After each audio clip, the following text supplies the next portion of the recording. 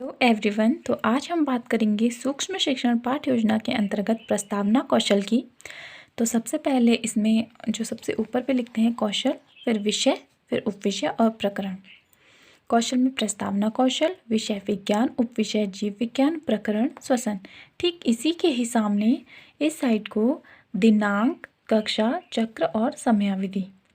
इसके बाद हम लिखते हैं पूर्व ज्ञान में छात्र श्वसन के बारे में सामान्य जानकारी रखते हैं।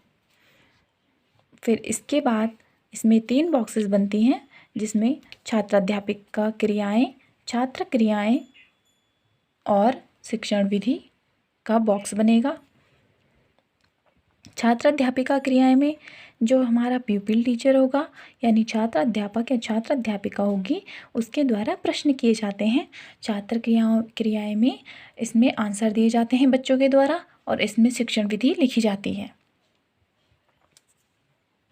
प्रस्तावना कौशल में श्वसन प्रकरण में सबसे पहले प्रश्न पूछते हैं कि हमारे चारों ओर के वातावरण में क्या दिखाई देता है। तो बच्चे आंसर देते हैं कि हमारे चारों ओर के वातावरण में पेड़ पौधे, खेत, पर्वत दिखाई दे रहे हैं। फिर पेड़ पौधे से हमें क्या प्राप्त होता है? पेड़ पौधों से हमें फल, फूल, लकड़ी, ऑक्सीजन प्राप्त होता है। इसके बाद फिर छात्र अध्यापिका प्रश्न करेगी कि ऑक्सीजन को हम क्या करते हैं। छात्र क्रियाओं में छात्र आंसर देंगे कि ऑक्सीजन को हम ग्रहण करते हैं।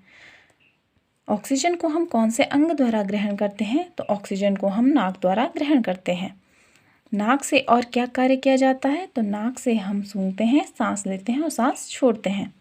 नाक से सांस लेने की और छोड़ने की प्रक्रिया क्या कहलाती है? तो ये बच्चों को समझ नहीं आएगा तो वो चुपचाप हो जाएंगे, तो उनके लिए समस्यात्मक प्रश्न। और इसमें जो हमने शिक्षण विधि का प्रयोग किया है, क्योंकि इसमें जो छात्र अध्यापिका है उन्होंने प्रश्नों का प्रयोग किया है, तो ये हो जाएगी हमारी प्रश्नोत्तर विधि। इसके बाद हमारा उद्देश्य कथन में आएगा कि नाक से सांस लेने और छोड़ने की प्रक्रिया को श्वसन कहते हैं। आज हम श्वसन के बारे में विस्तार पूर्वक पढ़ेंगे। इसके बाद जो प्रस्तावना कौशल के कंपोनेंट्स होते हैं तो इसमें इन चीज़ों का ध्यान रखा जाता है। पूर्व ज्ञान एवं मानसिक स्तर के अनुरूप जो भी हम प्रश्नों का निर्माण करते हैं प्रस्तावना कौशल में, तो वो क्या होने चाहिए? बच्चे के पूर्व ज्ञान और मानसिक स्तर के अनुरूप होने चाहिए। कथनों या प्रश्नों का प्रकरण से संबंध होना चाहिए।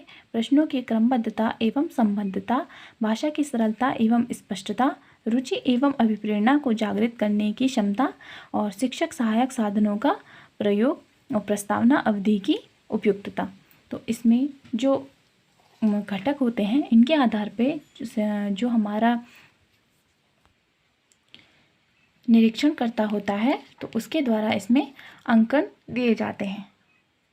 तो ये है हमारा प्रस्तावना कौशल।